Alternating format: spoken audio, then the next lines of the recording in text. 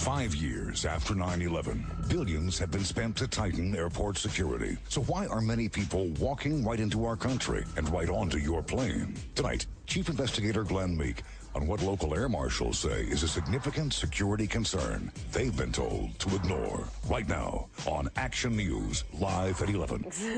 Well, tonight, a Contact 13 investigation into the smuggling of illegal immigrants through McCarran International Airport and how some local federal agents say they have been told to ignore the problem. Undercover air marshals spoke exclusively to Contact 13 Chief Investigator Glenn Meek. McCarran Airport. More than 40 million people fly through McCarran every year. A number of them should not be here. They are illegal immigrants, boarding planes at McCarran on a daily basis, bound for other cities. But how are they free to fly when many Americans have a tough time getting through security? It seems we're only concerned with verifying the identity of U.S. citizens and not the people that are here illegally. This man is a federal air marshal whose identity we are protecting. He's among 2 current and 1 former air marshals, willing to speak to Action News about the smuggling of illegal aliens on airliners and the potential threat to airline security. It's a serious problem for the security of that aircraft to know that there might be individuals on that aircraft who are there illegally. The air marshals are concerned that terrorists may be entering this country mixed in with immigrants crossing the U.S.-Mexico border. I know if I was an Al-Qaeda operative, that is exactly how I would get myself into the interior of the United States. Since 9/11, evidence has surfaced that people from countries sponsoring terrorism have been illegally entering the U.S. along the same routes as immigrants coming through Mexico. On ranches straddling the Arizona-Mexico border, prayer rugs have been found, along with journals written in Arabic. I am not concerned with the Mexican national who's trying to better his life and come into this country. I am concerned with the individual from Syria or Iran who has spent time in Mexico, learned the language, and has now infiltrated himself into a smuggling group and has found an easy access into the interior of this country.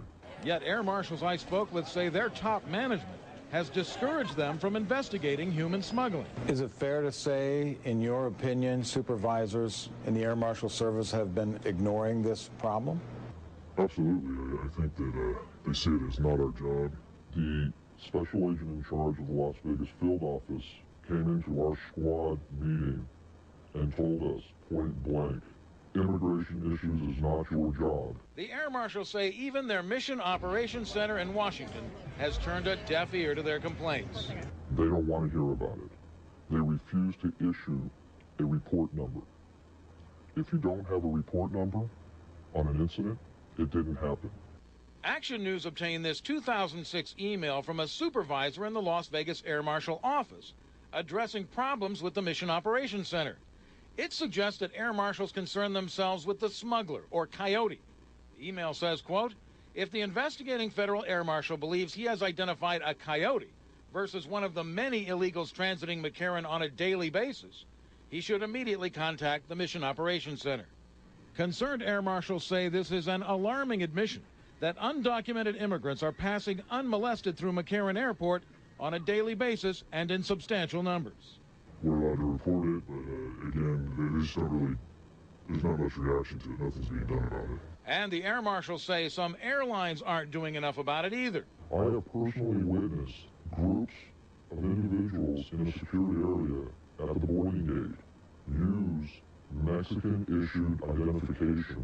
This email obtained by Action News documents one incident in 2003 in which a Las Vegas air marshal and his partner observed what they believed to be 15 to 20 illegal immigrants boarding a Southwest Airlines flight in Los Angeles. The air marshals tried to speak with the captain of the plane. He said that if I didn't think that there was any terrorists that boarded his aircraft, that he needed to go, and it didn't matter whether there was illegal aliens on his aircraft or not. The federal agents were denied boarding, but not the suspected illegals. And every single one of them all boarded the aircraft, including the smuggler himself. Robert McLean wrote the email I just showed you. He's a former air marshal and border patrol agent who says he routinely saw people boarding airliners with bogus or questionable ID. I think it's a major problem that the airlines don't require valid U.S. government-issued documents in order to fly on an aircraft. Our sister station in Tucson proved as recently as this past July that some of these screeners are not requiring government-issued photo ID. A TV station employee was waved through airport security in Tucson and in Phoenix using only a check cashing card that anyone can buy for $10. If people can fly without proper identification, people can get in the country other than legal ways. You're allowing terrorists possible entry into the country. You're also allowing the opportunity for terrorists to fly on airplanes. I called the Air Marshal headquarters for comment, and the spokesman essentially confirmed that air marshals are being told not to intervene in most immigrant smuggling situations. The spokesman says, in part, although possible transiting of illegal aliens in airports is a concern, the Federal Air Marshal Service does not have legal authority to enforce immigration laws. This situation dictates that when potential illegal aliens are observed, that air marshals report the activity to appropriate agencies for further investigation.